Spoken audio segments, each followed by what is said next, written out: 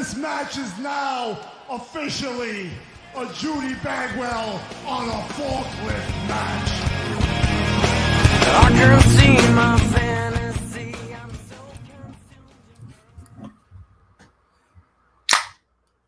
Fucking Hangman.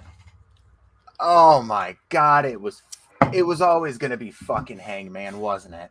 Why did we talk ourselves into thinking it was anything different when it was the best possible thing?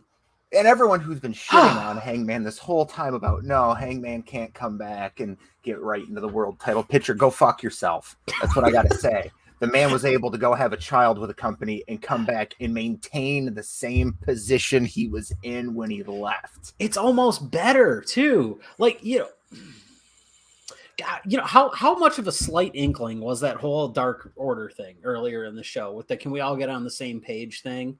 Yeah. That's how she finished it. Mm-hmm. Damn you, Anna Jay, for sprinkling in your little foreshadowing there with everything. By the way, all three of them look exactly alike, but it's a literal Pokemon evolution scale. Oh, like Stu. your starter Pokemon is Hungy, and then it goes to Alien Angels, and then it goes to Stu. Like that. That's just it. I am so excited to play them in the AEW game. Me too, man. I'm just fucking excited. We got fucking Hangman back. Dude, Hangman's fucking back. We got Hangman. We got Bobby Fish, which... Don't get me started on Bobby Fish because the motherfucker came out to the Misfits. Which I'm mad he did not walk away with the TNT title tonight on the sole purpose he came out to the Misfits. See, but that's what moves the needle for you, isn't it? It's the intro music. Because no offense, Bobby Fish without Kyle O'Reilly doesn't move the needle for me. No, but you know what does move the needle for me? Fucking Misfits. The Misfits. That moves the fucking needle for me. 10 out of 10. Oh, yeah. God. What a great fucking Dynamite tonight. Absolutely fantastic. 2-year anniversary show, and it just, you know what? It wasn't groundbreaking. There wasn't, other than maybe flew by. No, that's the best part about it. Like, normally there's like a match in the show that I'll go take a shower during just so I can be like washed for this. I had time during the commercial break from the Camarado match. Nope, not Camarado. Sheeda match. Yeah. And now, that one when they went to commercial out of nowhere. Yeah. Where they're like, oh my, and then Tony Schiavone just cuts off, and that's what we're left with is that. I didn't think that was a great thing. So no, but there was a lot thing. But like there was very few negatives on this show tonight. Oh yeah, no, I 100% agree with that. I was pissed at first. We'll get to a whole bunch of shit. But welcome to On a Forklift. Welcome to the final beta test for our live streams. Coming live from StreamYard, live on Twitch. My name is Clinton Davis. You can find me. Oh, shit. We actually have professionalism. You can find me at PK Batman on Twitter. You can also find me at PK Batman 420 on Twitch, where we stream live every Wednesday at 10:05 directly after Dynamite, so you get the best reaction possible. You can also find him on my couch at least one day a week. Possibly more. And then over here on the right, we got Ethan Hubbard. You can find him at Jensen Collins 3 on Twitter.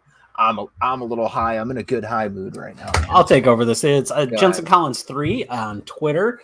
You can also find me every Wednesday once again on PK Batman 420 on Twitch, and you can find us both at On a Forklift Pod on Twitter. That is the official Twitter page for this show. If you come to ours, you're going to see a lot of other weird stuff, including Clinton's, which has turned into a Tony D'Angelo Stan account. So, hell yeah, it has. Hell fucking yeah, it has. Are we going to get a Gabagool counter? A Gabagool counter? I'm pretty sure his finisher is called Sleeping with the Fishes, you see. But we'll get to NXT in a little bit. There's just going to be a little hand that pops up in the corner that goes, ding. Because for as good of a character that Tony D'Angelo is, where's the fucking ZD? We are really going to have the Italian Defense Force knocking on our doors. I'm going to get a cease and desist order from a Caprese. Man. I'm glad we live in a heavy Polish area. But for as good of a character he is, we also have a character in NXT that has no business being in the wrestling industry at all. Like the character. Joe Gacy? 100% it's Joe Gacy. We can tackle that first because that seems to be a big issue here. Yeah. This is kind of like when they did the what was his name? The Southern Liberal, the one indie guy that decided to go off on that whole thing. Yeah, it didn't really work. It didn't work in the area. Like, look at a triggered gimmick can work. I see it working with a wrestler on the indie circuit named Alex Van Zant. He is fucking hysterical with his, because his isn't like Joe Gacy's trying to do, where he's trying to be serious and he's trying to talk about how there's toxic masculinity and blah blah blah this, and you know what, it's not doing anything for the NXT brand, nor is it doing anything for Joe Gacy, to where Alex Van Zant is going out there and he's like over the top with like a Starbucks cup, and he's like trying to do things to get out of matches. And maybe I have a soft spot for Alex, but like, there's gimmicks you can do. You just have to do them right. And if you don't do them right, don't do them at all. Was there a possible little bit of foreshadowing that we had going on right there? Well, I don't want to say anything for certain. You know, I'm working a lot on making this a very, very fun podcast. And with that, I'm trying to get as many special guests and as even a couple wrestlers that I've spoken to on here for little interviews, for not a lot of bullshit, just, you know, shooting the shit with friends, because that's what we're about here. We're about shooting the shit and talking wrestling. Well, the Joe Gacy character could work if you had somebody executing it like a Chuck Taylor, like his one of your favorite Chuck E. T stories. Yes. But something in a sense of that would work, but it's got to be somebody who doesn't take themselves too seriously, and that's where I think the character's falling flat at. Have you ever heard Chuck Taylor talk about his anti-Semitic babyface character that he wanted to do? Yeah. That's as bad as a gimmick that would be. It'd be awful. Don't get me wrong. It'd be like worst gimmick of the year. I would fucking die.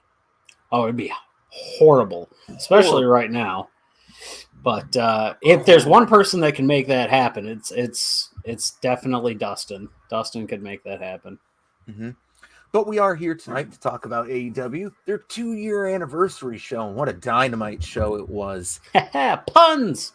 Yeah, we got them here. We got a dad and an uncle here, so we're fucking chock full of them. We got puns, son. Wow. Fucking Dynamite actually kicked off at 7:50 because they wanted to do the entrances for the 8-man tag. And we didn't get to watch them because Central Intelligence was on. I always forget that Aaron Paul was in that movie until I turn on TNT 10 minutes before Dynamite. And the best part of the entire movie is when he's talking shit about brick houses. Mm-hmm. But yeah, you like brick houses. It was a horrible movie then, and it's a horrible movie now. Don't forget it. Anyway, so yeah, what a banger of a match to kick off with. You kick off with the Super Elite versus the Jurassic Express with Bryan Danielson and Christian Cage. And I think it's just safe to assume at this point Christian Cage is essentially a part of Jurassic Express. Is he the oldest one there? Yeah. He's older than Luchasaurus. Like I said, it's a man, a boy, and his dinosaur. Yeah. So because Marco's the boy at this point. Marco's the child. Jungle Jack is a man. It's a man. It's a good-looking man right there. Good-looking man right there. But hold on. What did we make it 9 minutes into this before we started making passes at him? Dude, I mean, we make it. I'm glad we actually got 9 minutes into a podcast. We were diving into a fucking review. That way we get people to tune in. Also, yeah. And also I'm digging the new look. The new look looks really good. It does. It does. We look semi-professional. And I have a duck above my head. This side. Yeah. We're going to call him Ducksworth. Okay. I like it. For the time being, Ducksworth will be there and quack. This is the only week Ducksworth would be here just because I didn't want to pay for something that I didn't know if we were going to use. Because you know why? Why? ducks fly together. Goddamn right they do. But going into this match, real fucking early, they take out Christian Cage on the outside. Real fucking early. Like, that was fucking brutal. Christian just gets the short end of the stick in all of these situations, whether it was the table spot, whether it's getting rocked out on the outside. I don't know how his contract is written. If it's, hey man, you're going to take the first big ugly bump and then you're just going to hang out for the rest of the night, but it's starting to seem that way. That's essentially what every match he's had has been when it's involved any tag team wrestling, and then he eventually tags in and gets to win. But that didn't happen tonight because everybody on the Jurassic Express team died. Christian Cage got taken out pretty early with an Indy taker to the outside on the steel ramp. He was gone. He wasn't coming back. Jungle Boy being a heat magnet for a little bit before he gets the hot tag to Luchasaurus, who has the best big man hot tag in the business right now. Like, it's not even a contest. No, that's big. That's like Big Cass levels when it was him and Enzo. They were on fire in NXT. That's where we're at with Luchasaurus right now.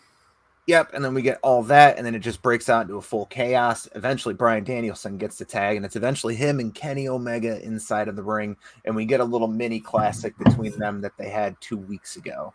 It's great. I can't get enough of Kenny Omega and Bryan Danielson in the same ring. I just can't. It's my favorite thing. It's fantastic.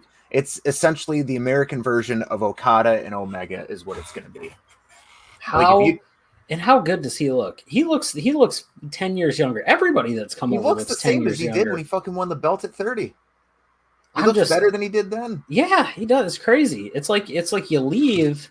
It's almost something to be said where you leave and you're not on the road 5 to 6 days a week, and you're working maybe fucking one night a week, maybe 2. Yeah, your baby or your body can heal itself. Yeah, because couldn't possibly be that, could it? He's not one of the guys like on the mid card where he's going to go work weekends at like GCW events and everything. Not even on the mid card. Those guys, if those guys wanted to go work something, they can. It's not stopping him. Look at Moxley. He's going and wrestling in fields in Iowa, and he's doing GCW shows in New Jersey. It's beautiful. Real low key, real quick. I'm real upset they turned that into a triple threat between Gage, fucking Moxley, and Cardona. I don't know what's going. Yeah, a little bit. But we continue on through the match. The match ends when essentially they give Jungle Boy a 4-person golden trigger for the win, which I assume they'll call the Super Elite Trigger. Yeah, 1, 2, 3, they get him down, and there wasn't really any post-match beatdown. The Elite celebrated. Adam Cole got the victory over Jungle Boy again. That's 2 weeks in a row that Jungle Boy has been pinned by Adam Cole. They're going at it at Full Gear where Jungle Boy is going to go over. Tonight was the start to Full Gear. 100%. You've got the women's tournament's going to run up to Full Gear. You've got Paige winning the chip. That's going to go to Full Gear. That's going to be a match. You're going to see whether it's Jurassic Express for somebody. It's got to be Adam Cole and Jungle Boy, just straight up. I'm assuming Jurassic Express and Young Bucks will be barred from ringside. That would be their. But they were barred from ringside the first. No, they came out. They didn't come out at the end of that. Mm-hmm. Yeah, I mean, barred from ringside, that can mean 100 different things. But yeah. But we'll see what happens. That was a very, very good. Dynamite keeps its track record of starting its shows with bangers. Like right at kickoff, they have a banger to start and they have a banger to end. We go into a Moxley promo. He says some cute. He's just, I gotta fucking be in a ladder match tonight to become #1 contender. Fine. I got a 3-year-old. I got a 3-month at home, and she's fucking insane. Mm-hmm. He's like AEW is his company, and that is his championship. So that was essentially his promo going into the ladder match, which main evented the show. Good promo. But then we move on to the weekly, what seems weekly now, CM Punk promo. Yeah, the CM Punk Love Fest, as he's actually calling it himself, basically until it ends. Which, I'm not going to lie, I still love him, but I can go not seeing him every week. You know what? It's not even the not seeing him every week thing. It's the repetitious thing of it. I like it. It was cute for the first couple of weeks. Out. Now I love. He comes out. I love everyone. Talk to Let me set up my match. Bye bye. Right. If you want to say, hey man, we're gonna have CM Punk on commentary for this next match, money. Do that, but he doesn't have to be out there the whole night. Just have him out there for it. Here's the way that I would have booked this, in my opinion. 2.0 is out there with Daniel Garcia, and they face off against a now bald Jack Evans and one of the guys from Private Party, or like Angelico in Private Party, something like that. You know what I mean? Just a trios match. And he's out there for that. They're all walking up the ramp. He gets up. He says, hey, I got to do something. Grabs Daniel Garcia by the arm. You don't need the whole promo to come ahead of that.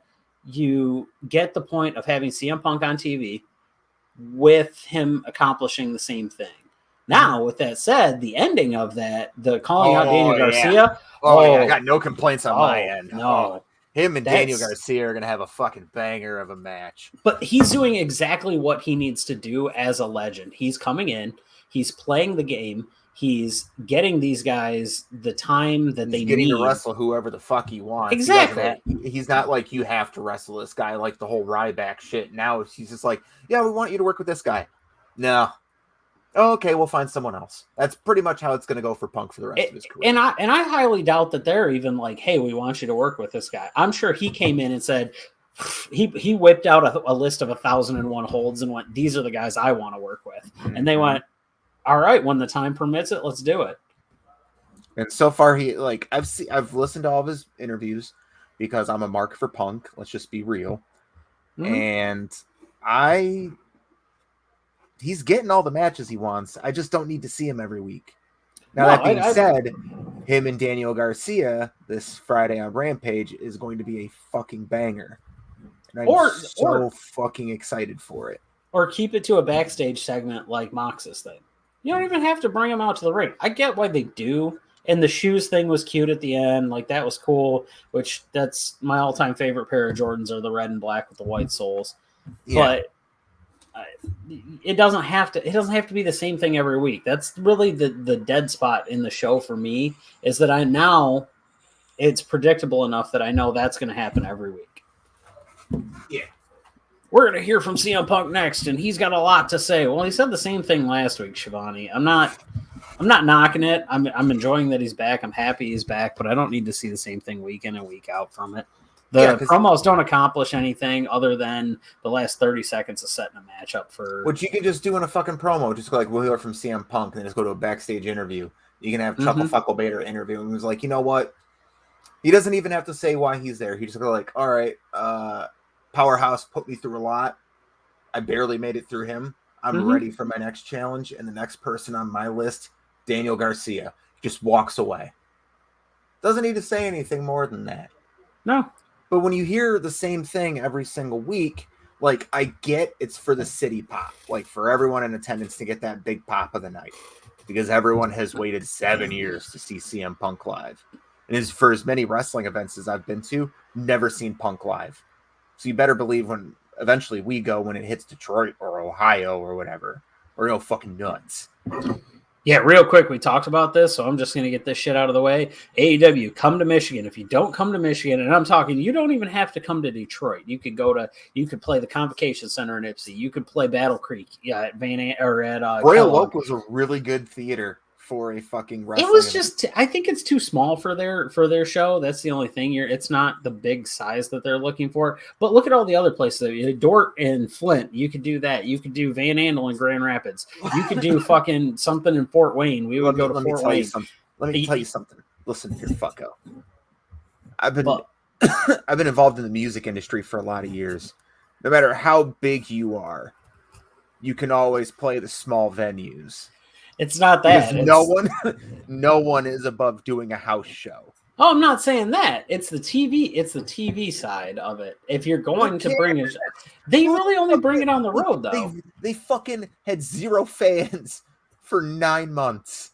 But now, if you can go to Toledo and sell 6,500 tickets in the Huntington Center, then you do that. Which, by the way, is one of my choices on where I think they should go. Like I said, I've seen a bunch of walleye games there. It's a fantastic arena. There's easy parking, which is good. The beer's cheap. Just don't dip your corn dog in it. I learned that the hard way. Look, dude, they sell $3. They sold three. It was $3.50 for a 24-ounce beer, and I was dipping corn dogs in it because their corn dogs are $2. And by the way, they are all beef corn dogs, and they're 8 inches long instead of a standard 6-inch hot dog. I have problems. I am aware of this. It also happened to be St. Patty's Day when they dye the ice green and they wear the badass Toledo walleye ice or green jerseys. Anyway, I fucking hate you. You know what? Me and Trevor were talking the other day about an intro, and he was like, "Do you have any ideas for an intro?" And I was like, "How about I just do a compilation of every time I've told Ethan to shut the fuck up?" I liked it when we talk about Trevor. This is how we talk about Trevor. What has always been my Trevor voice? It leans into my whole self-consciousness about having Sylvester Stallone lip when I get too stoned, where my lip just like freezes up and shit like that happens.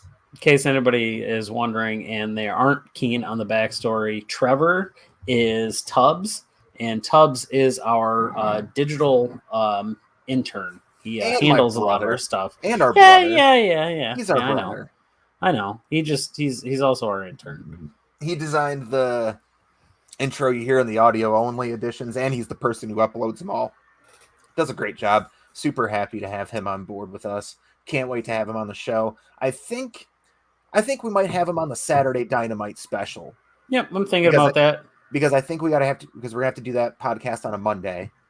Mm-hmm. So I'm thinking next week is gonna end up being actually I guess Wednesday next week's probably gonna be a pretty short show. We're gonna cover basically the beginning of the King of the Ring tournament, touch a little bit on what happens on Raw and NXT, and you're probably looking at what we would call a quick hit, probably 45 minutes. The one thing we do want to talk about next Wednesday. Not if we have Russ on. Not if we have Russ on. But the one big thing that we want to talk about next week is the match has technically already happened, but tomorrow night on Vice, MLW actually has their debut show, which I'm very eager for. MLW's actually got a great product. If you've ever been able to catch any of their shows online, Fusion's actually live on YouTube right now. There is one banger of a match for the main event on that. For the last about year and a half, Jacob Fatu, who is the champion, there's been ducking Alexander Hammerstone, and Hammerstone basically looks like a way cooler Hulk Hogan, but he can actually wrestle. That happens tomorrow night on Vice. So if you're already caught up on Dark Side of the Ring, pop over to Vice. I think it's at 9:00 Eastern, and watch that because it's going to be sweet. And who doesn't love another hour of wrestling? We'll get to Dark Side of the Ring here in just a little bit because I love that episode. Then the next match we got was Sammy Guevara versus Bobby Fish. My first comment on this match: Bobby Fish came out to the fucking Misfits. I'm ride or die Bobby Fish. I don't care. That's because he's your dad, and we watched him kick. We watched him get asked if he kicked a guy in the dick. That we'll you know what? One day we'll count down our top 5 favorite moments from live events.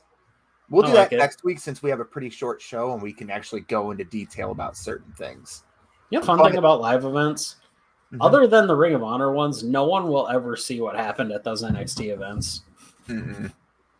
No, so let's see here. It was a brief match. It was a little shorter than I wanted out of these two. We maybe went like 8 minutes. It felt like. But my God, these two kicked the shit out of each other for 8 fucking minutes, and it was great. Bobby Fish fit in. He fit right in. Going right into your beer koozie.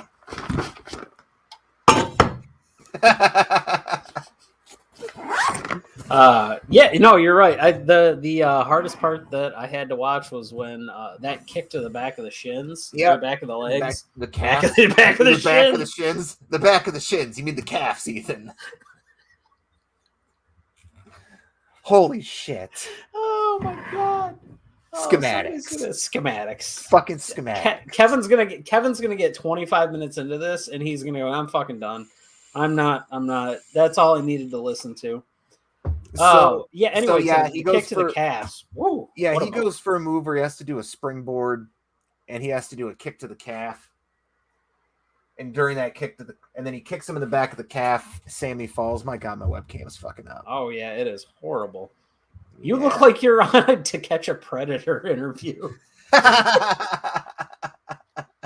Come on, focus back up. Focus. Man, but like a witness to something, not the guy getting caught. Just God, that's the one thing I gotta fix about these fucking streams is that.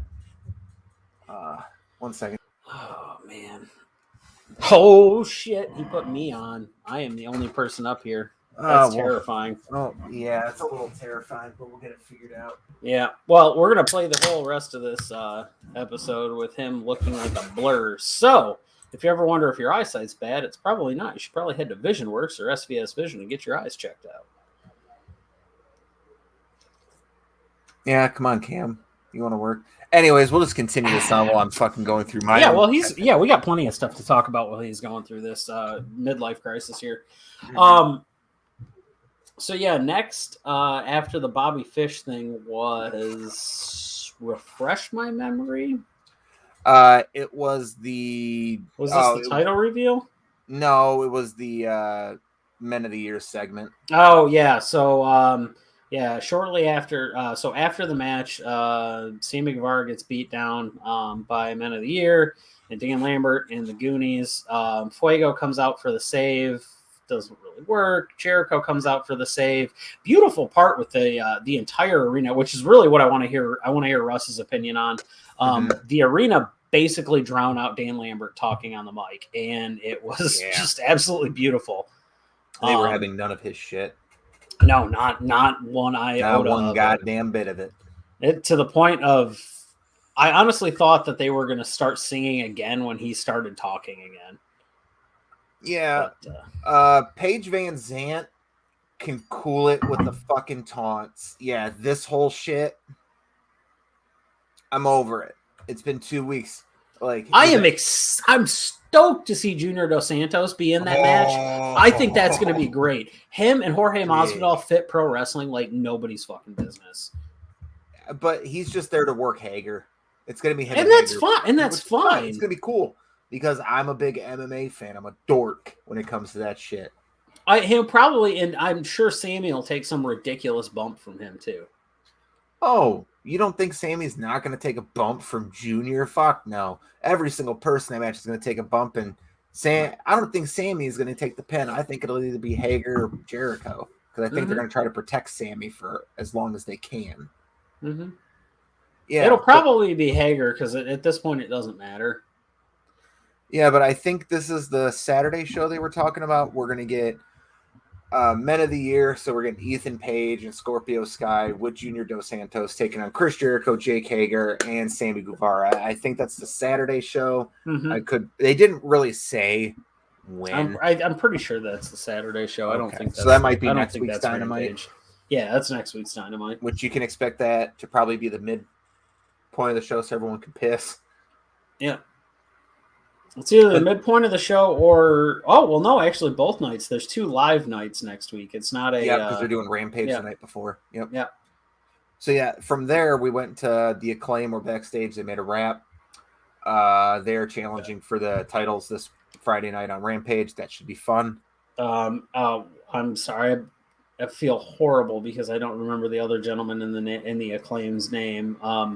But when Max Caster stops talking, he shouldn't start talking because it just went from it's like every time that yo to hey guys, yeah it's like hey, meet my buddy Steve. It basically every time Dave Coulier started talking on Full House after John Stamos stopped talking, that's what I felt. Cut it out. Yeah, get the fuck out of here. Then we went on to the TBS announcement, which is that they are going to introduce a secondary women's title, which will be the TBS Championship. We are going to get a tournament. I love. Oh, sorry about that. Nice. Yeah, thank you. I love tournaments. Goddamn, I should not have had this milkshake. We have so many tournaments. I love tournaments. King of the Ring, favorite. Owen Cup, TBS Women's Championship, Queen's Crown. Then we had to sit down with Darby Allin and JR. We're getting MJF versus Darby Allin. Is essentially what this was. Gonna be a banger too, actually. And then we moved on to a quick, honestly, squash match. where I was Darby Allin versus Nick Camarado. Pretty much it was just heat on Darby for about 2 minutes, and then he got the heat back. He hit the stunner, and then he nailed the coffin drop on his back for the win. QT Marshall came in after the match to hit a diamond cutter on Sting, which he no-sold, and then hit him with a scorpion death drop. Mm-hmm. And he got kicked in the dick. Yep. Got kicked real hard in the dick. Real hard. Just kicked. I will say this. Out of his fucking skull. I will say this. QT Marshall takes a low blow like nobody else's business. I believe the 2 or 3 times that he's taken one on television now, he looks like he looks like they came up to his throat. Mm-hmm. It's pretty solid. I'm not mad about it. No. Then we got that Dark Order segment you talked about earlier. They all vote on things now. They're not going to bicker at him. Yep. Anna Jay's got them all on the same page again. Dante Martin in ring promo. Ooh, somebody picked a fight with the wrong dude. Called out, said, I'm calling out everyone in the locker room. Well, he got Malachi Black. Yeah. And he hit him with the black mist, and then he hit him with the black mass. That's like playing Russian. The House of Black accepts. That's playing Russian roulette with an automatic. It's not good. It's not. Not at all. That was I'm excited for it though. Those are 2 contrasting styles, but I feel like we're going to see a decent this is going to be a very Ricochet Aleister Black type match that we're going to get not necessarily a rerun on, because I actually think Dante Martin's more athletic than Ricochet is. So I'm intrigued. I'm down for it. I think it'll be a fun match. I don't think it'll be an outright squash, but I can see him going for one of his flippy do moves and getting caught with a black mass in midair. Yeah, and I think that's how that one ends. Imagine a coffin drop to a black mass to the back of his head while he's mid coffin drop. There's so many different variations and options to go with that it's not funny. Dante Martin's going to get kicked while he's 10 feet in the air. Oh, just for the record, I just noticed something. We didn't plan this whole thing. Like, there was no memo. Changed my shirt because I felt kind of bloated from eating braise, so I didn't want like my stomach to show. So that's why I switched to black. Yeah. This wasn't a planned thing. This is essential. This is the funeral episode for our betas because we're done after this. We're going right back in. We're like full fuck after this. Yeah. That's why I dressed like Simon Cowell for this episode. Fucking, it's a no, you're terrible. You're fucking terrible. Pump shotgun. Ricky Starks cut a promo in the ring. We're getting Brian Cage versus Ricky Starks in a Philly street fight. Just end this fucking feud already. It's got to end this Friday in a Philly street fight. It's got to. Just stop it. That's your main event. With it. That's your main event. Then we got various members of the roster talking about the TBS title. You had Thunder Rosa, Sky Blue, Ruby Soho, and Jade Cargill all talking about it. I think the finals are going to be Ruby and Jade. I think you have to put it on her. It's got to be somebody who No. I think they're going to put it on Ruby. You're not going to have 2 heel champions in the division walking around right now. It just doesn't make any sense. What if they just go completely off the book, though? Hear me out here. What if they pull option C with this? Like, what if this becomes an option C title where you can play that so Thunder Rosa wins it and cashes in to get the Britt Baker match? That's a whole what if scenario. I know, but I honestly think honestly, for the whole option C thing with Impact, it should only be you can cash it in at Destination X, which is the X Division show of the year. As much as I'm excited to see Josh Alexander versus Christian Cage for the Impact World title, Bound for Glory, it shouldn't happen at. It should happen at Destination X for an option C. That's just me, though. Ooh, or we get to see Victory Road and Jeff Hardy fight his demons. He's gonna remove me. So, anyways, that was Ethan. Everybody, we really appreciate having you on. Anyways, you're gonna say anything dumb anymore? Oh, you fucking strap in because I got dumb shit to say all night. But after that, we moved into Serena Deeb versus Sheeda, which if Sheeda won, this would have been her 50th win. They brought out the plaque and everything. They were going to make a big ceremony out of it. And then Deeb beat her ass. Sheeda still only has 49 wins. Kind of saw that one coming once they said the thing about the plaque, but I'm glad they followed through on it. That's one thing. I do enjoy what AEW does, and they give the fans what they want, but at the same time, sometimes what you want is too much of a good thing. So you need a little bit of knockback to earth to realize that it's not just a fan service show. It's not just you're not going to get what you want all the time. No. But we definitely got what we want later. Ooh, yeah, we did. But yeah, they had a really good match for the time they were allotted. Really random commercial break. Yeah, just went for whatever. Oh my Subway, eat fresh, which is essentially what we got in that commercial break.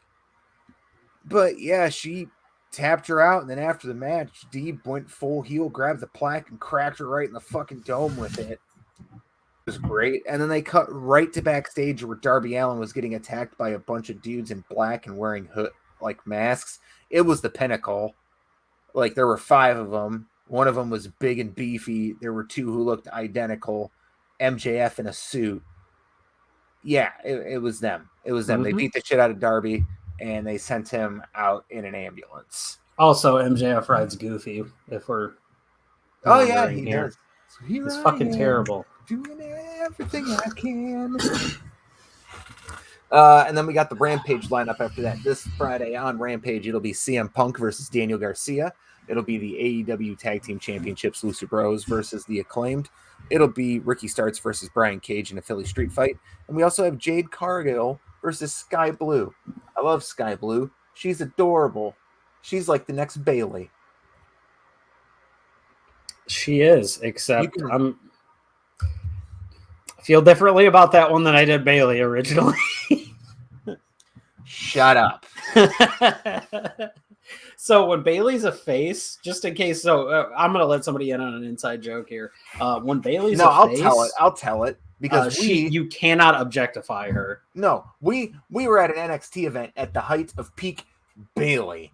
And it was when she was the NXT Women's Champion. And everyone is objectifying her, going like, what a fat ass she has. And I'm sitting there front row going, don't objectify her. Like, don't. She's like your little sister. It was weird. She had like she came out and was like, there ain't no stopping us now. We celebrate on the floor. Come on, get ready to go. No. I kind of miss it sometimes. I hope she does it once, just one more time. But I love Heel Bailey. Heel Bailey is like that cool older sister of your best friend who has weed, and like she introduced you to Limp Bizkit. What if that's her return though? The music hits and everybody's like, "Oh, we're getting this," and then we get the DZ record scratch, and it's the badass rock reject fucking music. I love that new theme she has. I love the old one too, but I love that new one. That is straight up like, hey, we gave this to The Rock, but he said he wanted to keep his other one, so here's yours. This was originally going to be Roman's theme, but it was way too badass for him. So, Bailey, you are the only person that we want to give this to. It's so good, too. It's so good. So we're going to get Lio Rush versus Dante Martin, according to a Lio Rush promo. And then the number one contenders. This ladder match was so good. This was the best ladder match I've seen since the NXT North American title ladder match. It started off so right as well. Like, it couldn't have started better than that. You can't start it off wrong with Pac and fucking Orange Cassidy. You can't. Those two have phenomenal chemistry together. And then the next person you bring out is Andrade. Come on. That's like the sprinkles on top of ice cream. Is the ice cream already amazing? Yes. Do the sprinkles add to it? Abso-fucking-lutely, but it's still ice cream, and it's still a banger. And then you had your first misstep, which the only person I had a problem being in this match was Matt Hardy. Yeah. Wins and losses matter. Matt Hardy can't beat anyone. He's sent everyone to beat Orange Cassidy, and everyone has fucking lost. Why is he? He was in here to be the heater for Orange Cassidy.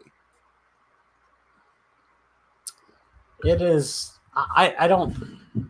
Yeah, but you know what? It started off the right way, like you said. We got a recount of the Pac OC match from years ago. Now, which is crazy to say, but wow. It's not years. It was fucking 19 months ago. Okay, year and a half ago. I still love it though. I love him stopping his hands like, no, we're not doing this again. That's not how this is gonna go. Yeah. And yeah.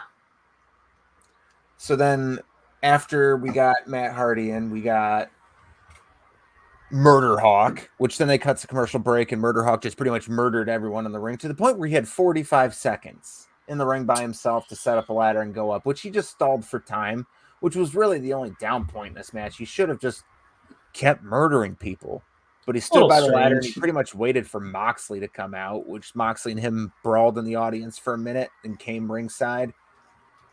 And then out came the Joker. Out came Hangman. Out hit that beautiful little swanging horse dick everywhere. Oh, he has fucking massive horse dick energy. Oh my god. He comes out and he fucking cleans house. The one thing I really liked about this match is you visibly saw what took each person out of the match towards the end.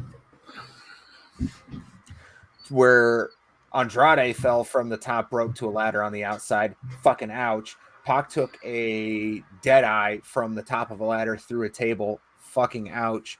Murder Hawk. What happened with Murder Hawk? Because he's the only one I missed. Because Matt Hardy took out both him and Orange Cassidy with the leg drop to the outside through a table. I think it was him and Mox. I'm not 100% sure on that. Okay. Well, Murder Hawk got taken out, and then it comes down to Moxley and Hangman headbutting each other to death and just swinging for the fences on top of the ladder, and Moxley just falls. Hangman grabs the chip. Hangman is the #1 contender for the AEW World Heavyweight Championship. As it should have been all along. The man was able to leave, go have a child, and come back and hold the same position in the company as he had when he left. Fucking awesome. Hasn't been on TV in 2 months. Last time he was on TV was August 4th. Oh, yeah. Man, AEW is a great company. It is. Like, ooh, buddy. I know everyone's like shit on WWE and everything like that, and for good reason. And people want to attack AEW. I don't get it. They're consistently putting on a great product. Not the best. You can't just say the best because it is the best. But you could also be the one husband out of all your brothers that doesn't beat your wife. That makes you the best husband. But are you really? But AEW legitimately is the best wrestling organization in the world going today. And the most exciting to watch. Can't argue with that one. Not a chance. To where, let me pull up NXT from last night. Because I watched it. I got home about a half hour late, so I missed the Mandy Rose and Ember Moon match, and I missed the LA Knight and Odyssey Jones match. Not a bad match. Well, first off, because I'll talk about them because I watched them live. I don't know if you went back and watched any of them. Go ahead. I got to get some more water. So Mandy's a different person. Like, where was that?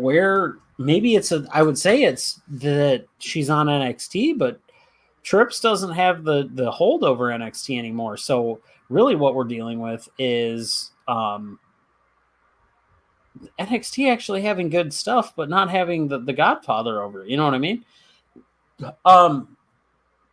Mandy's good. Like, I'm not even upset about it. Mandy's actually really good. She's become a lot better in the ring. She actually carries herself with some gravitas. She's lost the very robotic movements that she has. No one's ever argued that she's athletic because she is. But it's like the dark hair happened and a character was born, and it's fantastic. Clint was actually saying that he's a little old school and he needs his heel group to be more than just, oh, I'm sexy and I'm bad. No, like, if I was old school, if I you would were still old be school, okay okay. with that. But I'm a little past that in my old age. I'm past the whole we're just a stable because we're the hottest bitches in town. I No think one's that hotter I than think us. it's going to come down to they're actually going to be, because she's beating established people. Like, I know Ember Moon hasn't had the greatest run, but that's a former NXT Women's Champion. No, She her still beat second run her. has been dog shit. You And know, I don't care if she won the NXT Women's Tag Titles with fucking Shotzi. That was cool. But really, what has Ember Moon done in NXT? no, I know, She but went if back you down there. continue to have her have good matches like that, and that's how Mandy's going to be developed, then great, go for it. My thing is use JC Jane and Gigi Dolan, or Priscilla Kelly, whatever you want to call her. Use them a little bit more. If your end goal is to have Mandy win the title and them two win the tag titles, great. But let's see some tag title matches out of them, because Priscilla Kelly's really good in the ring if you let her be herself. Just don't bring tampons. Shut up. That's all we're gonna say. If you guys want to know about that, just Google Priscilla Kelly tampon and you will find your own thing. I'm not talking anymore about that. All right. So the LA Knight Odyssey Jones match, not to stop you. LA Knight needs to be on everybody's television, because he's legitimate. You could have plucked him right out of 1984 and he would just fit. Oh, is that it? Oh yeah, that's it. You sounded like you had more to say. Nah, he's a meat muffin. No, but we can talk about the things I like to talk about, which is Braun Breaker.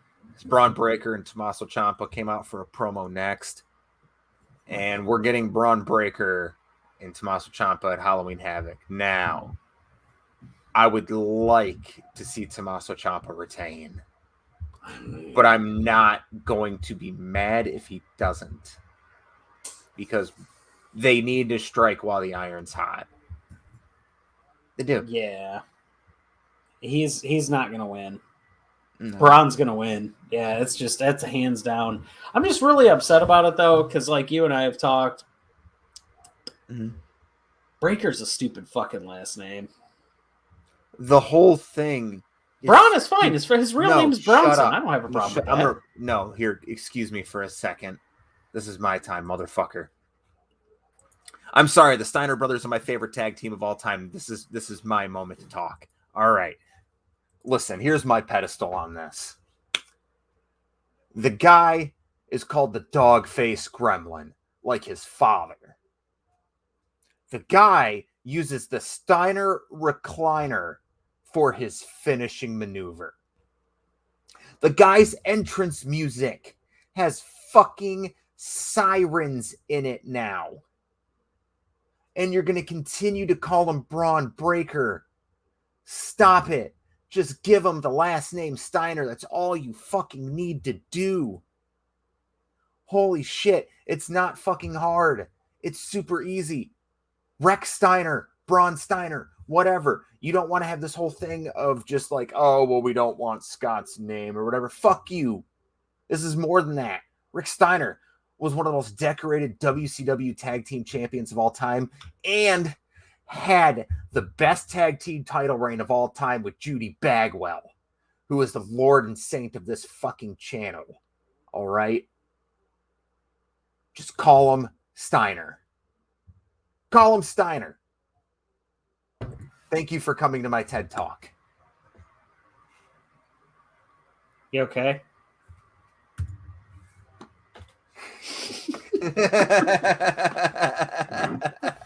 Oh. Thank you, Trevor. Appreciate your words of wisdom. Which, speaking of this now, this is a new feature on the whole channel. We will put your comments up on the fucking screen to answer them, and any comments or questions that you have. So please drop comments, questions, comments, concerns, anything you fucking have there. Tell your friends, tell your family. He's just chock full of them tonight. He's just banging out fucking bangers. Absolute gold. Comedy fucking gold over here from Trevor. Oh, yeah, if you have friends, family, anybody else that's interested in wrestling, possibly an late 30s to early 40s MILF for Clinton.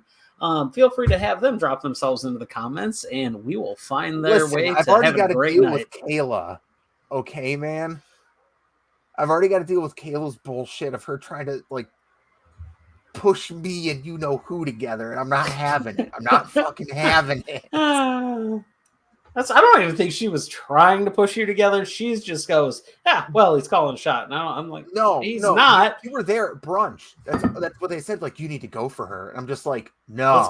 Let's clarify something. I said stop. I said stop messing with that poor boy. Leave me alone. I like my cat. I like hanging out at home. Look, I'm trying to get you up with a mom who you don't have to go to their house, but when you do, you get snacks. Watching live from Florida. Oh, that's right. You are in Florida. Hey, can you tell Florida man I said hi? What are you talking about? Trevor is Florida man right now. Oh, hey, just don't come back with a meth addiction. No, don't. But could have picked that up on with this review because I'm getting uncomfortable talking about my dating life. We got the Joe Gacy defeated Ikemen. I'm not a fan of Joe Gacy at all. I don't think this is working. I got nothing else to say about it. I really don't. I actively want to turn my TV off. Okay, cool. Then we got the promo for Cora Jade, who is the youngest signee in NXT history. And shut up, Ethan. That doesn't make what you're about to say any better. I'm in love with her.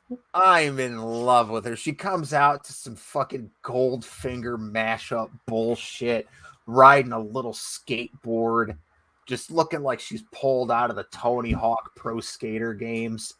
Oh, it's cool. I love it. And then she's going to be a plucky underdog. And I like that her and Trey Baxter are going to be on screen together as a couple. I think that's really cool, too. And for her to get a win against Frankie Monet on her first night, even if it's just a win with the most devastating move in all professional wrestling history, the surprise roll-up. Yep. It's still a big win, especially on someone who was challenging for the belt last week. Mm-hmm. I'm super excited about Cora J. She's going to do, especially because she's 20. She's going to do great things. I'm really happy that Taya Valkyrie's here, but please give her fucking name back. She picked the name. I know. Sometimes people need to not have so much control over their character. Fuck. All right, so then we get a promo backstage. Chomping Joe Gacy, where Ciampa said, if you beat me next week, we'll add you to the world title match. And God, I really hope Joe Gacy doesn't win next week. You don't want to see Braun Breaker destroy Joe Gacy? I would love that, but not in a main event capacity. I don't want to see that gimmick touch the main event, but I think it's so controversial right now that they're just going to run with it. He's probably going to put him in there, and he'll take the pin for the for Braun to win the championship. So Ciampa or for Ciampa to win, so Breaker doesn't have to lose. That and too. Continue it on another couple months. Because what you could really do is build that up till Mania weekend. Don't do it now. Like, I understand WWE's thing of just doing shit immediately for the pop. Build it. Dean Malenko coming back in WCW didn't get the pop it got because he came back the very next week after Jericho was talking shit about his dead dad. No, they built on that shit 4 months. Build Braun Breaker up until Mania weekend. Give him the title then. Or even if you wanted to do it at a Rumble weekend, either one. You've got 4 months. No, if that is going to be the face of your company, of your brand, sorry, that's going to be the face of your brand for the next couple of years, that's a Mania thing.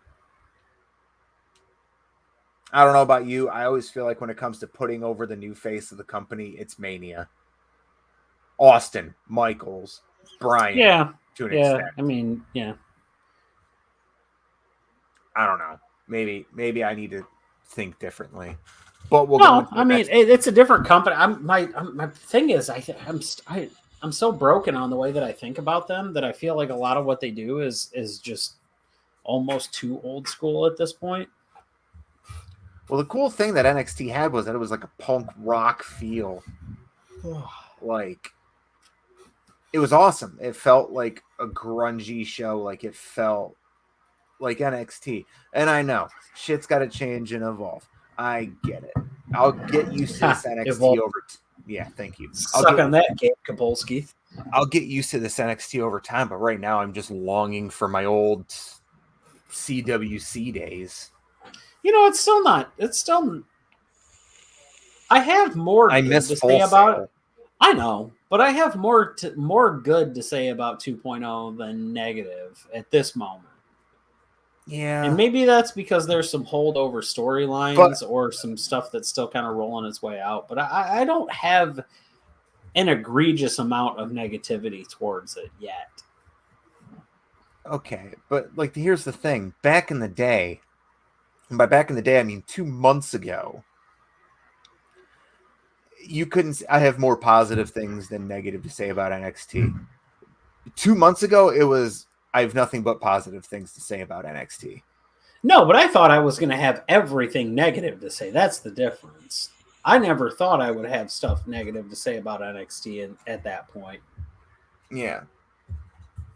No, but like right now, it's just I know it's in a rebuilding period and shit, and we'll figure out where we go from here. But I'm optimistic, just skeptical. Yeah, hey, it's a fair way to be. Yeah, we got into Pete Dunne defeated Cameron Grimes. It was a short match too. Eventually, Holland came in, caused a distraction for the finish. And then O'Reilly jumped Dunne afterwards. Holland beat the shit out of him until what's his fucking name? Von Wagner shows up. He says, like, I'm gonna be your friend. I'm gonna be your friend, Kyle. His promo's garbage. He's basically George from or he's Lenny from Of Mice and Men. George, can I pet the rabbits? Nah, man. Like I don't like. Right. There you go, George. Like out of all the new all the new things that they have, the only two things I don't like at all are Von Wagner and Joe Gacy. Everything else is either been moderately tolerable or fantastic. You didn't even talk about Braun Baker's singlet. I'm surprised you didn't say anything about that. He is Rick Steiner's son. Yeah, but he needs the headgear. No, he doesn't. He looks. You don't think? I don't think he's going to need the headgear, or he can do the headgear either, because it's going to look too much like Josh Alexander. If his physique was like Rick Steiner, fine headgear, but his physique resembles more of a Scott Steiner. Oh my God! Could you imagine him and Josh Alexander? Stop. Okay, we got to fly through the rest of this. The next thing. Clint's got to take a step out to the bathroom. My favorite part of the show. Hey, where's the Z and the gabagool? Tony D'Angelo. That's 2. I'm counting them now. I'm gonna be the Gigi Boo counter. Tony D'Angelo, I fucking love him. He is great. He comes out to the ring and tries to bribe the referee. He's fantastic. He does the whole thing. You're fucking fuck.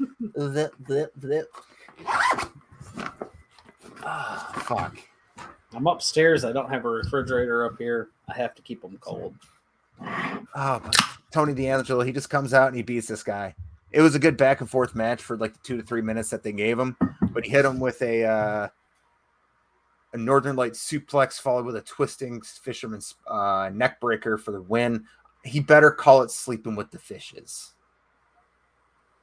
There's no other way. There's no other name for it. Sleeping with the fishes has to be that finisher. It's going to be something dumb like cement shoes or something. Well, I see we got some people popping up in the chat. Everyone, welcome. If you have anything to say, any questions or comments, we just sign them off in the chat. We'll pop them up on screen and answer them for you. Cuda, just a tan. Okay. Yeah, we just want to hear from everyone that pops in. This is a big community we're trying to build here. Yeah. We're like cult leaders, but we're not, because it's not a cult. It's definitely not a cult. It's a cultural enlightenment society. Then we go to the worst segment of the night, which is Indy Hartwell versus Mai Ying. This is just bad. Indy Hartwell beat Mai Ying, so that whole thing should just be done. And they're probably going to fire both of them. moving on. Which is really sad because, I mean, Index. Yeah. No. Indy Hartwell will continue. They're probably going to fire Mai Ying and Boa. Mm-hmm. But then we go to the Diamond Mine promo, where was this fucking promo 4 weeks ago? That was fantastic. Could have saved Tyler Rust. That was perfect. That was the best promo introducing a faction I've ever seen. Like, the Creed brothers, phenomenal. Roderick Strong, great leader. Malcolm Bivens, great mouthpiece. Ivy, built like a brick shithouse. She's going to be a fucking great champion. They've got nothing but good. Like, that's probably my favorite thing right now in NXT 2.0 is the Diamond Mine. That's because Roddy's not going back to the trailer park. No, he's not. He's fucking just coming out and doing backbreakers and submission holds, which I fucking love. I love that shit. King of the backbreakers.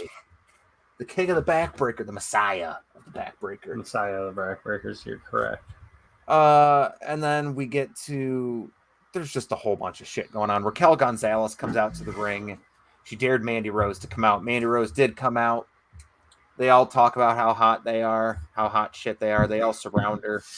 And as they go to enter the ring, out comes the NXT Women's Tag Team Champions, Io Shirai and Stark, which there's a cool little 6-man program you can do, which will build the 2 different title programs at the same time.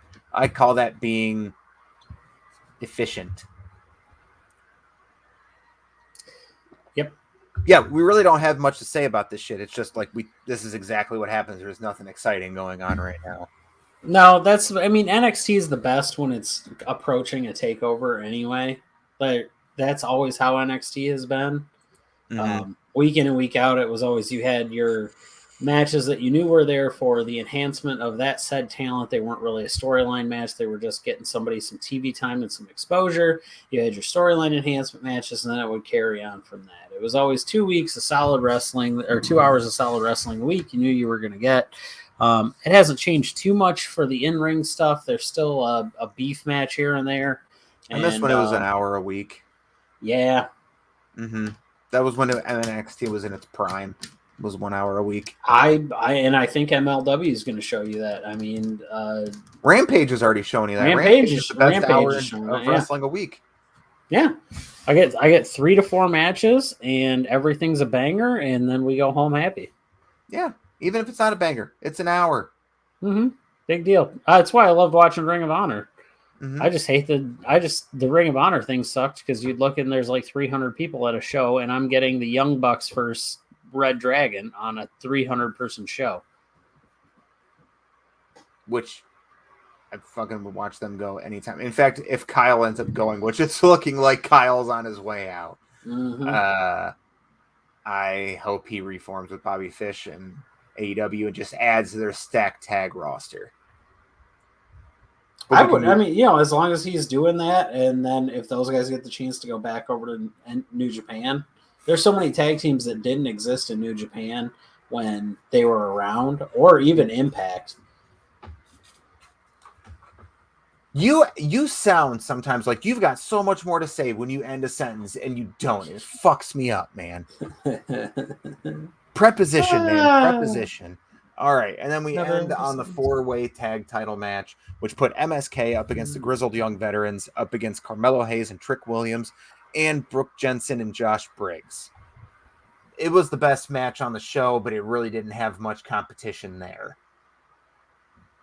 Everyone looked good. Everyone hit their spots. The process of elimination went Carmelo Hayes and Trick Williams were eliminated first.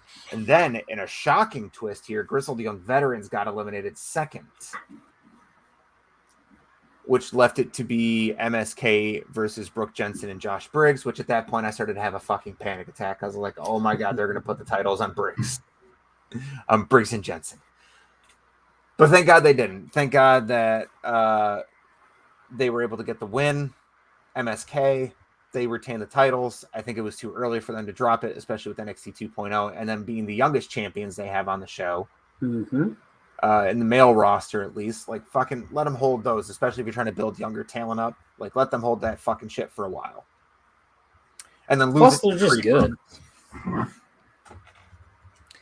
All right. NXT, nothing really to write home about this week. A great 4-way tag to end the night.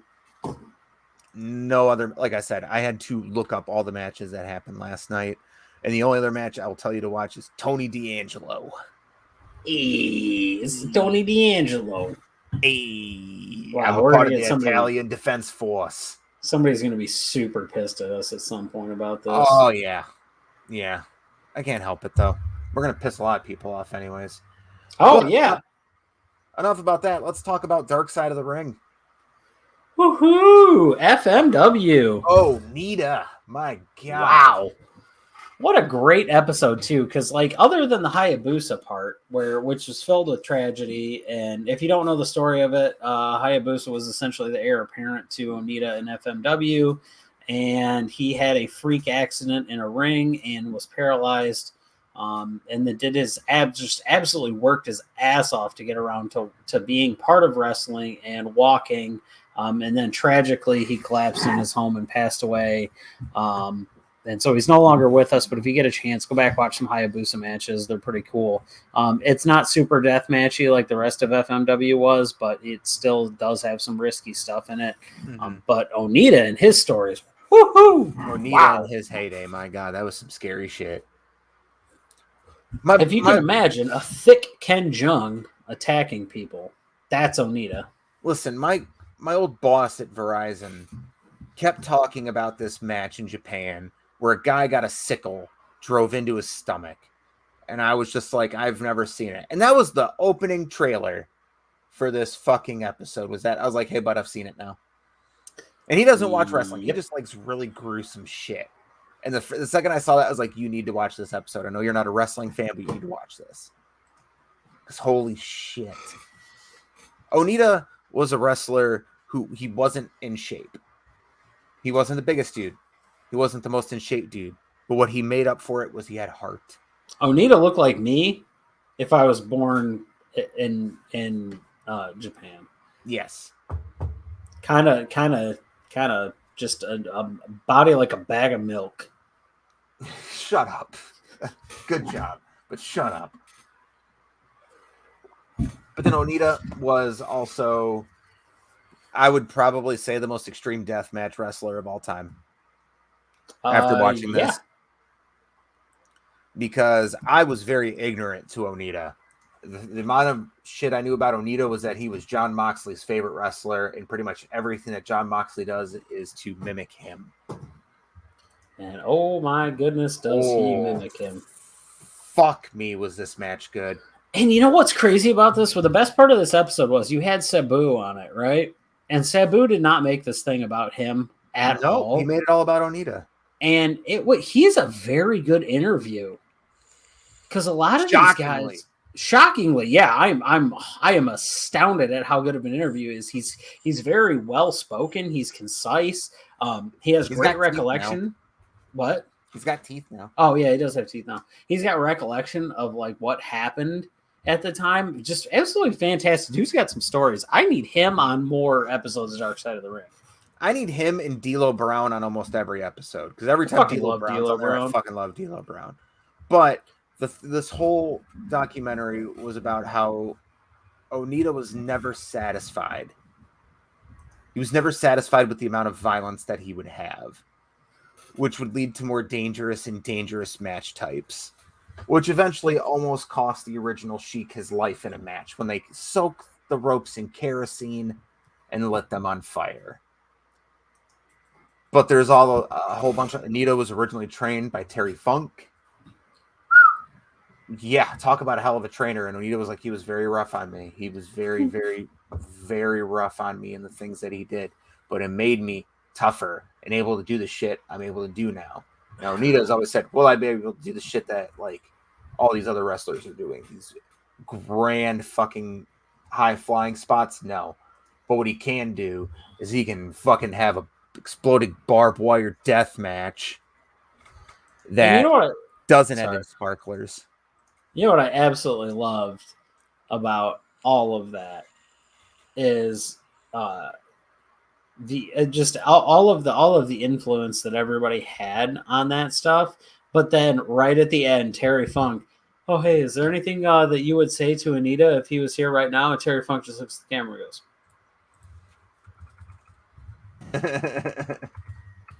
and they're like, why would you flip him the bird? And he goes, no, I love him. That's why I did it. Like, he's just like, no, we're having fun. I don't fucking care. Oh, man. And you know what? I'm glad to see. I don't know when they filmed that because I knew he was in pretty bad health for a while. But if that's him now, I'm happy for him. I'm glad he's back up. He's back upright. Because, I mean, Terry Funk's Terry Funk. He's awesome. So... No, but they go over in great detail a lot of the matches that he had. I actually went back and watched quite a few of these after I watched that episode. I did go back and watch the Terry Funk Onita exploding barbed wire death match. It's emotional. Not gonna lie, it is. I've seen it. I had seen it before. That's honestly, I've probably only seen 2 Onita matches before that. It was that one and then the boat match. And I can the dumbest reason that I watched the boat match wasn't even me going out of my way to find it. I stumbled across it on some like E-Bombs World or something, probably. Yeah, that was just, I remember watching it and I'm like, yeah, I've seen this before. Holy shit. So that was weird. Yep, I watched that one. I did go back and watch the kerosene one. That one was real bad, real quick. I went back and watched the Hayabusa match where it happened, where he got paralyzed. That was really bad. So what a freak accident too, man. Damn. That dude had a hell of a career out of him. But what happens is Onita has this big legacy. He makes all this money, and then he retires. He wants to stop, and he gives the company to his ring announcer, which his ring announcer has no fucking idea what he's doing with the company whatsoever. But eventually gets the Yakuza involved to the point where after Hayabusa has his incident, he takes his own life. Yeah, that and the saddest part about that was his life insurance wasn't enough to cover the Yakuza debt, so they still went after his wife and his kid. And I have their kids in it. That was crazy too. Hayabusa's daughter was in it, and the ring promoter's announcer daughter. Yeah, just wow, what a wild way, you know. So, but it was a good episode. It's extremely violent. It's definitely that episode that is not for the weak at heart. But I would highly recommend going out of your way to see it if you have the ability to. It's on YouTube. Vice normally uploads these for a couple weeks on YouTube after the episode airs. So you really got no excuse. No, unless you're squeamish, which then, okay. Yeah, I understand it. We haven't watched. When's this week's episode air? Tomorrow, or was it last night? They air on Thursdays. Yeah, so clearly haven't seen this week's episode yet. This week's episode, I honestly don't actually know a lot about. No, I'm excited about it though because I like. I have no idea. I'm going to learn something. Shit. And then in 2 weeks we've got the season finale, which is the Luna Vachon. No, there's one more episode after this. Is there? Yeah, it's the steroid trial. Yeah, okay. That's the series. That's the season finale. This year's steroid trial. Well, I'm intrigued for the Luna Vachon one. Me too. Just because a lot of what she dealt with is very relevant to today's world. So, yeah. Also, in other news today, Women of Wrestling is relaunching with 2 big names. Huge. One good, one bad, in my opinion. They are bringing back AJ Lee, real name AJ Mendez, to serve as the executive producer for the WoW relaunch. And that's great. Phenomenal. She's one of the best women's wrestler of our generation, hands down. She was well above her time, and if she would fit in with anyone today. Oh, yeah. No doubt about that. But the person that they're pushing as the face of the company is Tessa Blanchard, and I think that's a mistake. That's a huge I understand that huge women names are a hot commodity. If you're not in AEW, you're not in NXT right now. But I feel like you can do a hell of a lot better than Tessa Blanchard. Yeah, I don't know if you could have pulled like not necessarily as an on-screen role, but if you could have pulled like a Gail Kim or somebody away from Impact. Anyone. Literally anybody. But that is I'm happy that there's something going on, but that's a horrible choice. I just don't see look, if the three biggest companies, if one gets rid of you, and then the other two won't touch you, if three of the Something four wrong with biggest, you. there's something wrong. There's something wrong with you or your ethics or whatever. But all the stories I've heard of Tessa is she's rude, she's obnoxious, she's a little racist, and she doesn't want to work.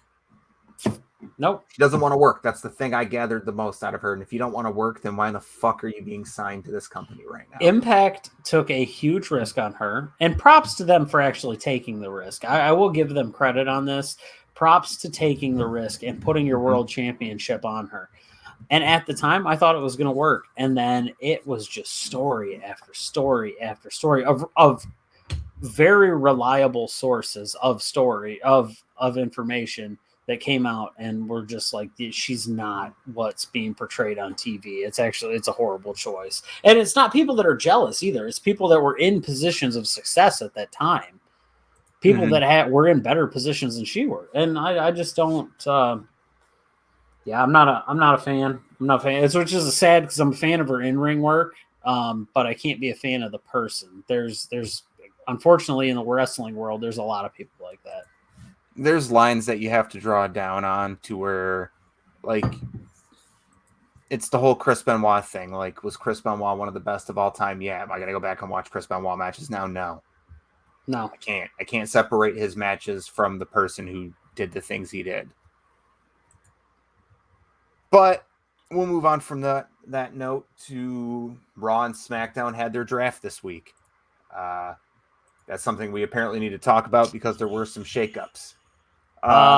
Big major shakeup is that Becky and Charlotte, your SmackDown Women's Champion Becky and your Raw Women's Champion Charlotte have swapped brands. Other noticeable names on here is that Seth Rollins is moving to Monday Night Raw. Kevin Owens is moving to Monday Night Raw. I'm not going to say Monday Night Raw for all these. Finn Balor, Carmella. That's who's moving to Monday Night Raw. Basically, every major male competitor other than Roman Reigns moved to Monday Night Raw from the SmackDown roster. On the SmackDown roster, you had Sheamus move over to SmackDown, the Viking Raiders, Ricochet, Ridge Holland called up. What a wonderful Irish lad. Yep. Ricochet. Shut the fuck up. That's the night 2. Okay, so that was just from night 2. Big E got drafted to Raw along with Bianca Belair. Keith Bearcat Lee. Ray and Dominic got drafted. Alpha Academy now on Raw. A whole bunch of names, but like the big names there. And then on SmackDown, Charlotte got drafted over. Drew McIntyre. They broke up the New Day already. The New Day are brought over there. Hit Row getting the big call up. Jeff Hardy apparently is going to go back to being the Willow. Yeah, I don't care. Don't care. Sasha Banks, Xia Li got called up. Yeah. And then they broke up every single women's tag team outside of the tag team champions. Kill the division. It's dead. Yep. All in all, this didn't really do much. You pretty much moved Drew McIntyre over to SmackDown. Yeah. That's pretty much what you did. All the feuds are staying the same because Edge and Rollins both moved over. Bianca and Becky both moved over. Like, everything stays the same. No, it's just different. You moved there was too much movement is what it was. I am of the opinion that there should be this big stress on it that they're going to pick an arbitrary number 5, 6, 7 moves, and you don't know who's going, what's happening.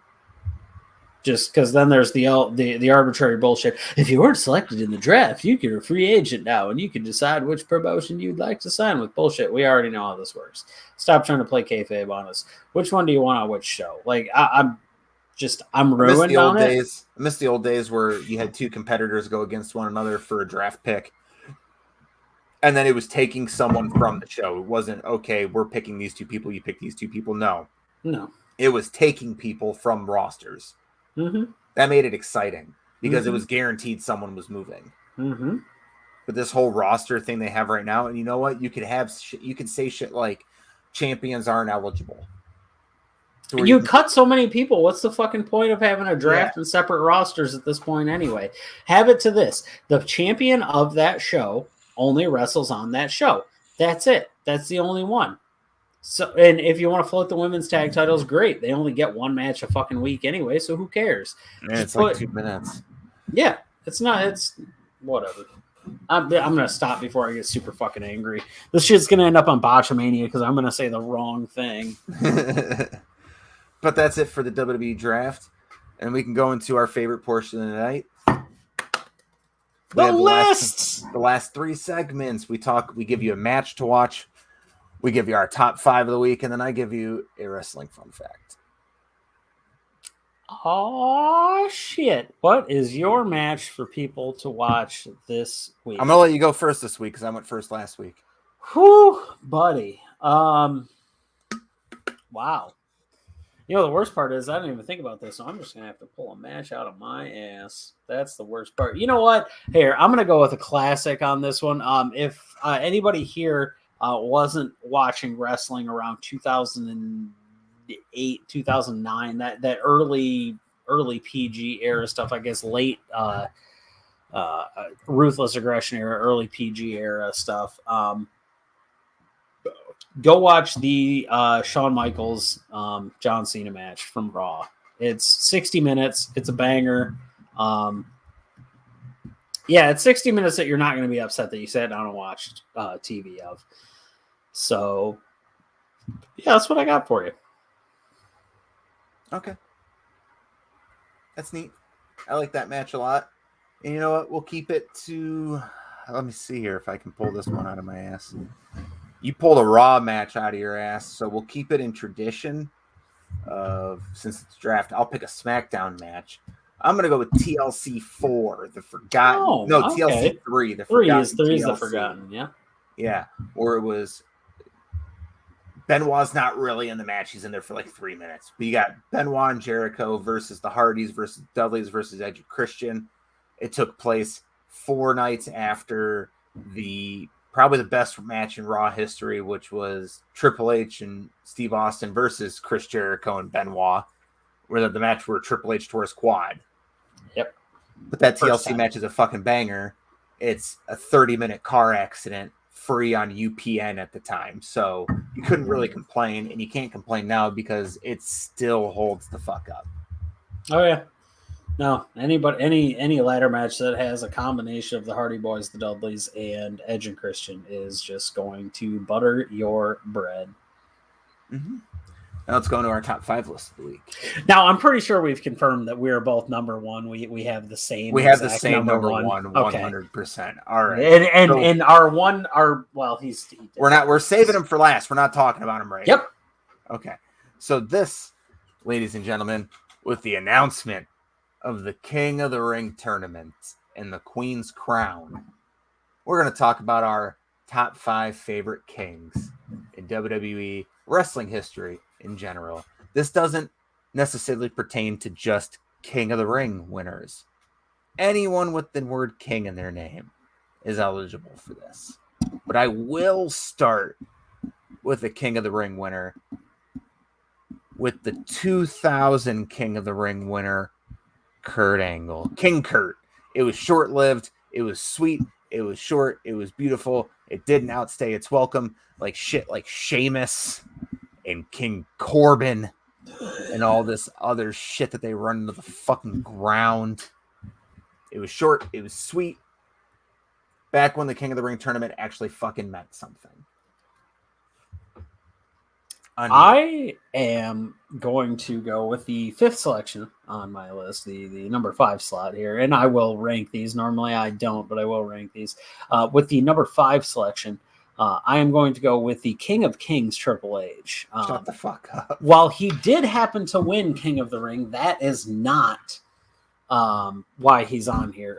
His contributions to the wrestling world through NXT and then through banging Stephanie McMahon and Katie Vick are both endless and numerous in their, everything. Triple H has been a mainstay forever. and that's just how it is. He's influential to wrestling, DX, the Click, whatever you want to say it. The dude's been there through it all, and he's actually a relatively smart and creative mind for things. So he is one of the kings on the list. I've had a lot of entertainment watching him over the years, other than some questionable booking, beating Booker T. Then it's been a pretty decent run. Well, I'm going to go with my number 4, which I'm cheating because it's not one wrestlers, it's 2. I'm going to go with the Kings of Wrestling. Which was Claudio Castagnoli. I can't pronounce his last name. Claudio Castagnoli. Thank you. I can't pronounce his last name to save my life. And Chris Hero. They were a phenomenal wrestling tag team. You know him as Cesaro on the main roster, and you know him as Cassius Ohno when he was in NXT. These two were phenomenal together. Did you know that they actually tag teamed together one time in NXT? And it was to take on CM Punk and Seth Rollins. So, we're talking, early NXT. When CM Punk was WWE champion. And you know what? In the early days of NXT, that was one of the better matches that they had. And that match was a fucking banger. But the Kings of Wrestling, they were that. No one came close to touching what they could do. They were phenomenal. I can't remember what song they came out to, but it was very regal. They came out wearing crowns. They're called the Kings of Wrestling. They were phenomenal. Go ahead with number 4. Elbows and uppercuts. Elbows and uppercuts for days. I love Chris Hero so much. My number 4 is Harley Race.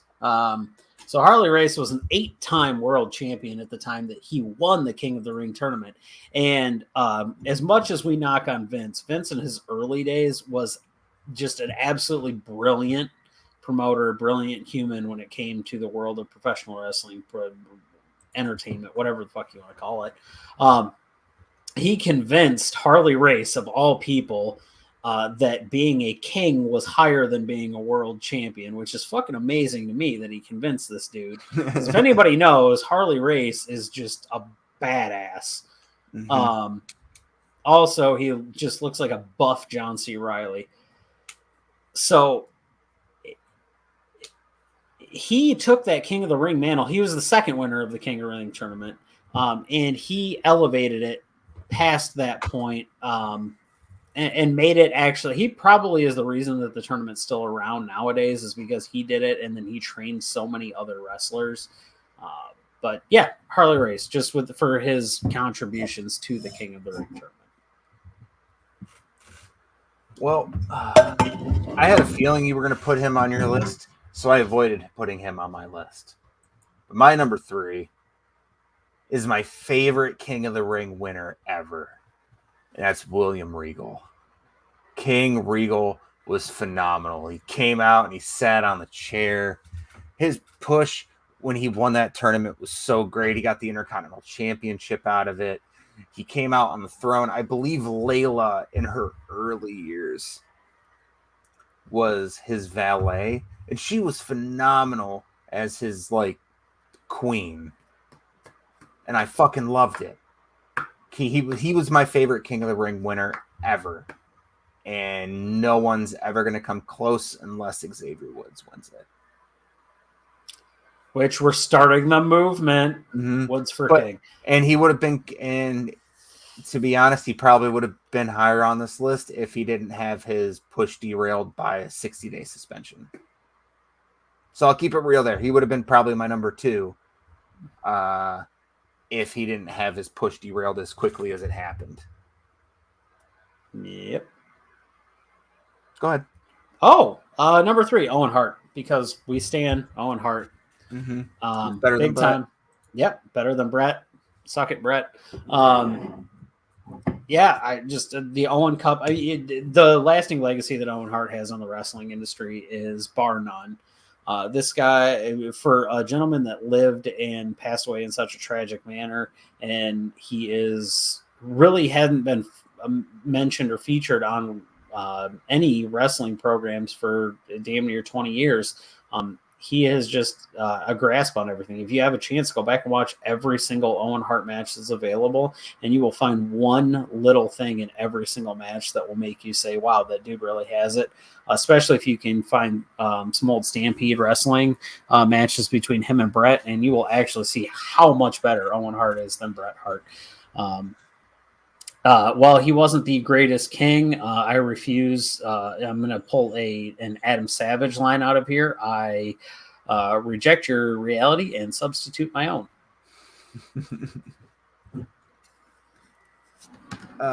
So my number 2 is a King of the Ring winner, even though he's not my favorite. I think he had the best run as a King of the Ring winner, and I believe that is King Booker. He took that gimmick and he fucking ran with it. That gimmick was so fucking dumb for Booker T, a guy from Harlem, and now he's fucking king. They took it, they pretty much made it a Coming to America gimmick, and it worked. It worked so well for Booker. He came out to the regal music. He did the whole thank you. Had Charmel. Charmel was a beautiful queen to go along with his king. He had a cabinet of royal subjects that did all this bidding for him. He played that gimmick the best out of anyone that has ever played it. So, is that all? Yeah, go ahead if you got anything. Oh, yeah. So, I'm going to do an honorable mention here in the world of kings and wrestling. King Mabel. Oh, God, no. Get the fuck out of here, Viscera. The King's Road style of wrestling, which is in Japanese wrestling, there's 2 styles. There's King's Road and there's Strong style. King's Road is more prevalent to the American style of taste. Strong style is what you guys are all more used to seeing nowadays. That's an honorable mention. My number 2, though, is exactly what Clinton said. It's King Booker. No one else has taken that character and went that far with it. That's just flat out. He's done the best job. He went over the top. He was corny. He was everything that character needs, but just made it that good. Are you going to put the video up? Are you going to play the song? Give me one song. Give me 1 second. Oh my gosh. Oh, this is excellent. So we have the same number 1. And if you don't have the same number 1, then you're missing out because I can't find it. But wow, he's the best slur, better than all the wrestlers. He's got class. He's really fast. King. He'll rule our ass, and he'll rule that ass. No, Jimmy the King is number 1. Jimmy King. Like, you haven't seen Ready to Rumble. What the fuck are you doing with your life? Oh my God. Pick yourself up off the mattress. Are you experiencing depression? Are you having a hard day? Do you need something to do? Go watch the seminal year 2000 classic with David Arquette and that other dude that's in it. Was it Casey Affleck? I don't even fucking know who else is in that movie. I don't care. Scott Caan or some shit Scott Caan. That's it. You're right. It is Scott Caan. Whatever. The other unpopular one. You're not James Caan. You're Scott Caan. Who gives a shit? You're not Tony Khan. You're not Nick Khan. You're the 3rd best Khan in wrestling. Go watch Ready to Rumble because the movie's so bad that it's good. It will change your fucking life. And then after you're done watching Ready to Rumble, go watch the 2 episodes of Monday Night Raw. The one where David Arquette wins the title and the one where Vince Russo wins the title. Just watch the second one because you're going to want to punch Vince Russo in the face just for the stupid unibrow. It's still there. It's still there. Then do yourself a favor, grab up 2 pints of ice cream because you're going to need 1 for each eyeball or 1 for each titty, whichever you're going to do. Sit down and watch You Cannot Kill David Arquette, and you will have such an appreciation for that movie that you just watched.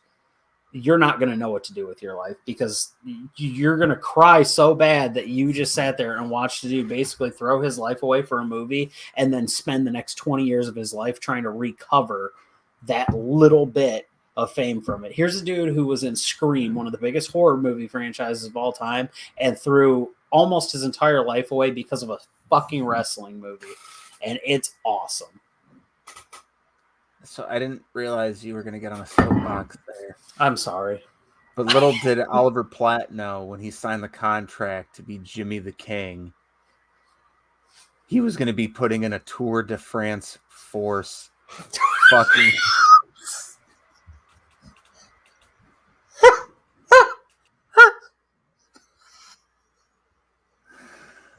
This is Tour de France.